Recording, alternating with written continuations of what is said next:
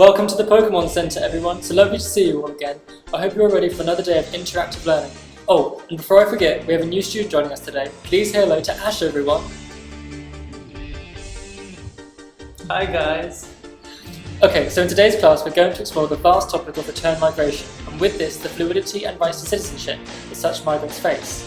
And to do that, we're going to investigate the example of the Japanese Brazilians when they migrated back to Japan.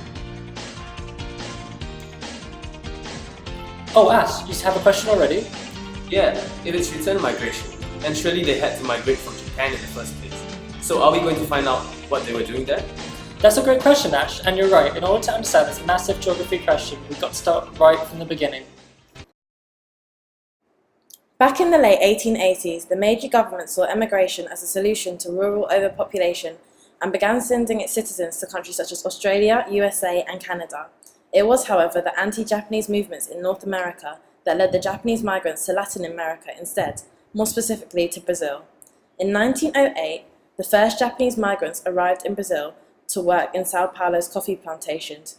To show active encouragement of this, the Japanese government combined all migrant employment agencies into one agency in order to better manage and ease the migration process. Since then, the Japanese population in Brazil grew steadily, with temporary settlement turning into permanent residence. As the second generation assimilated into the local culture and started to show greater attachment to the Brazilian identity, this is termed as Brazilianization by many authors. A total of approximately 188,000 Japanese citizens migrated to Brazil from 1908 to 1941. That sounds great. So why have they come back to Japan then? Migration is characterized by both push and pull factors between the host and receiving nations. In order to outline this specific example, we will break down the motivations into three categories, which include economic, social, and policy interactions. To begin with the economic factors, the Brazilian economy suffered stagnation throughout the 1980s and 1990s. Coupled with this, the unemployment rate reached 15% by 1991, thus creating the initial push factors for migration. Even though the first-generation migrants had returned to Japan prior to 1990, it was the additional migration of the second and third-generation Japanese Brazilians that accelerated the return migration rate. To complement this initial push, the Japanese economy was experiencing a boom period simultaneously, and therefore required additional workers. Nonetheless, the inability of the Japanese to recruit a stable labour force of required numbers became apparent due to the following points: an ageing population, fertility rate declining to below replacement level, and the shunning of unskilled labour work of the Japanese youth due to the opportunities of higher paying jobs as well as continued education.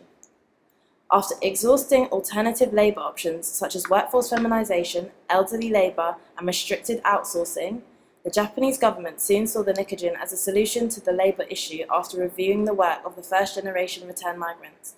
Furthermore, a rapid inflow of immigration was proposed in order to maintain economic productivity through the employment of temporary and flexible migrant workers.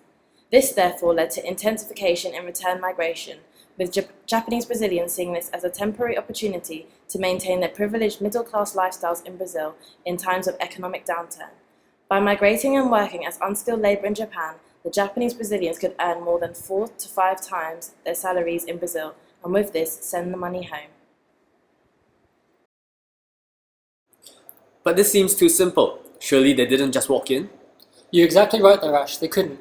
That's why we've got to consider the immigration policies in Japan too. So by setting up the economic catalyst, the migration policies were able to reaffirm and ease the migration flow.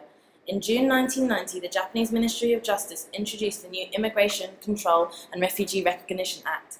This allowed the Nikojin, now including second and third generation Japanese Brazilians, to enter and work in Japan for a total of 3 years via the special visa category of long-term resident. In doing this, the Japanese government could implement migrant labour without compromising the alleged homogeneity of Japanese society. It did not just stop there, however. With this new change in migration policy came a number of other migrant benefits, including Japanese language courses and on-the-job training schemes. In addition, and probably most importantly, the change in migration law helped increase the number of individuals in the return migration flow, but also lessen the focus on consanguinity.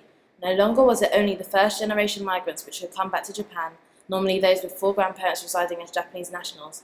Visas were then granted to those with just one Japanese grandparent.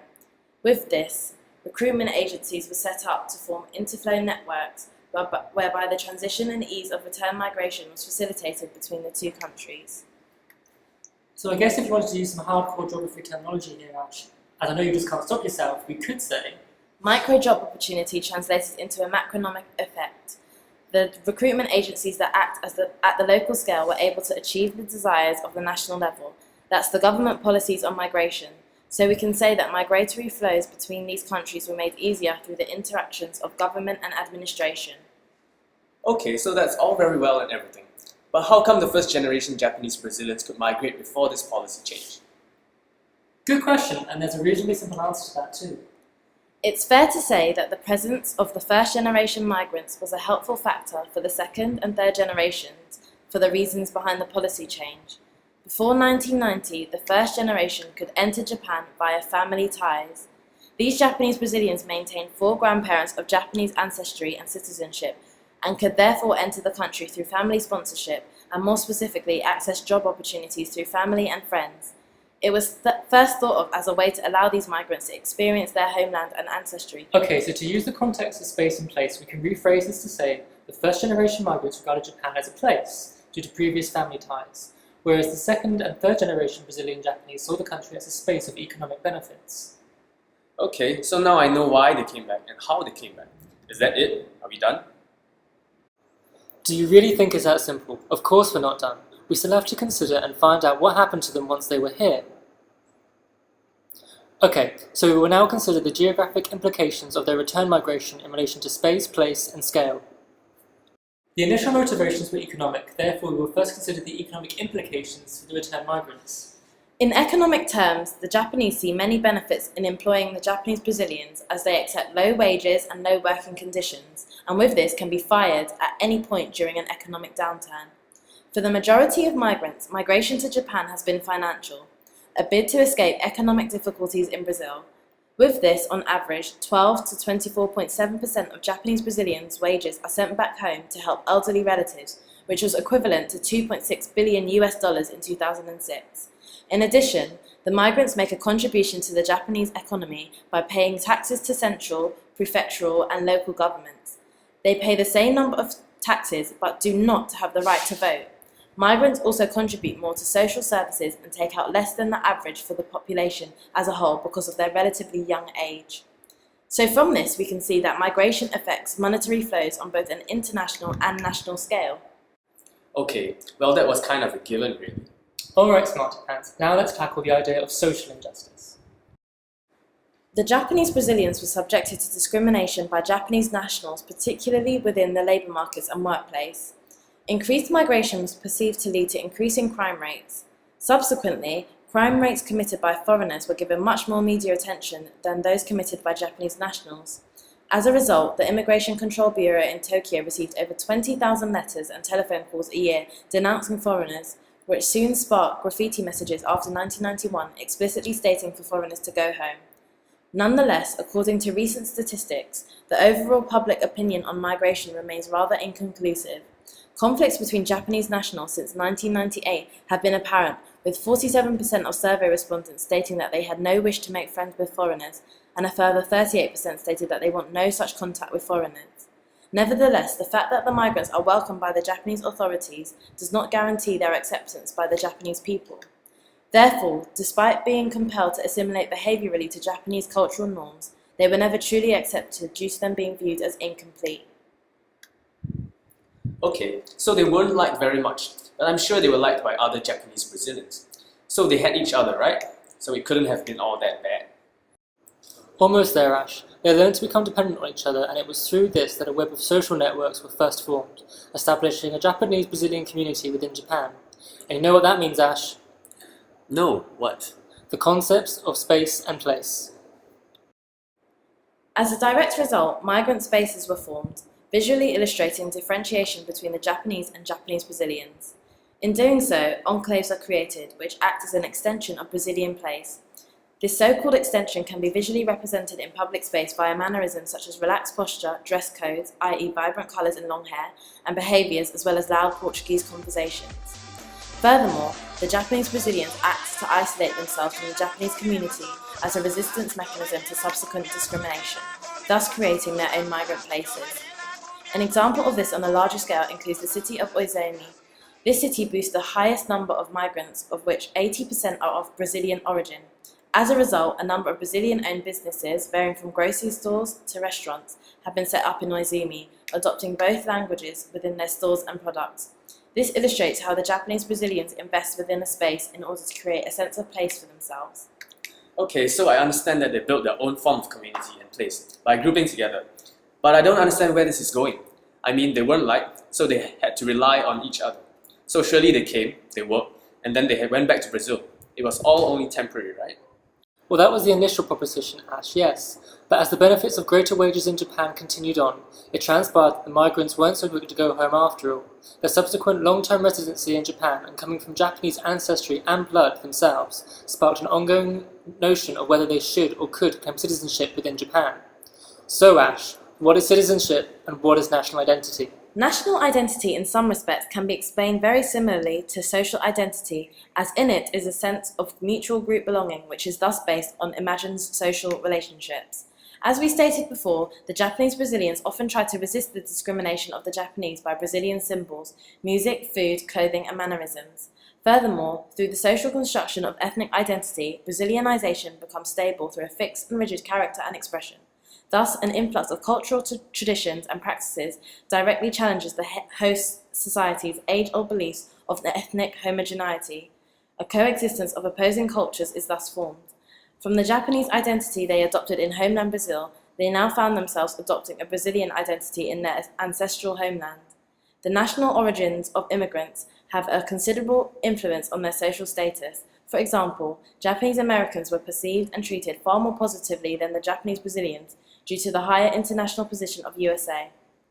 Yet it was the Japanese Brazilians who retained the greatest coherence of the Japanese language and culture compared to their US counterparts. So despite the Japanese Brazilians conforming to Japanese culture as expected of them at the local scale, they were still penalized due to Brazil's international status. Citizenship is defined as the integration of all the inhabitants of a territory into the political community and their political equality as citizens, thus depicting social belonging and right to vote. In nations such as the USA, UK, and Australia, citizenship is assigned upon the contributions made by the individual to that specific nation. Nevertheless, the migrants contribute in the form of taxes and in addition to their younger age structure, tend to not claim on medical expenses and other social and local services. Yet the migrants are denied the right to citizenship despite their contribution to the Japanese economy and infrastructure, not only through their unskilled labour jobs but also their own enclave monetary flows which fundamentally help nurture the local Japanese economies. It's true that within the Japanese context that current migration and naturalisation laws do discriminate in favour of Japanese blood and ancestry. It is this ideal of a community sharing this common ancestry that thus gives rise to the notion of Japanese identity, thus highlighting a just sanguineous approach. So, Ash, in your opinion, should citizenship be determined by ancestry or contribution? Can I ask my classmates? Please guys, help me out. I hear what you're saying, but I just don't know. Can I have a bit more information? Okay, here goes. We need to consider the political agenda at varying scales, as the policies created for the national scale contradicts the views of those at the local scale. Nevertheless, the marginalisation of immigrants has decreased over recent years. Their place as long-term residents also comes with added incentives for assimilation into Japanese culture, including heavily subsidised or free language classes, employment assistance and counselling, with governmental services and other aspects of daily life translated into 15 foreign languages. All of these are associated with the integration and naturalisation policies set out by the government. So that pretty much sums up the return migration of Japanese Brazilians. Okay, Ash, so for a gold star, can you remind me of what we've looked at today? Totally, Prof. So first, we considered why they originally ended up in Brazil in the early 1900s, and then moved on to the motivations of return migration in the 1980s. From there, we considered the economic and social implications of their migration to Japan, closely followed by the argument of citizenship. In order to reaffirm this, we combined the political implications within our overall statement of Japanese citizenship and permanent residency.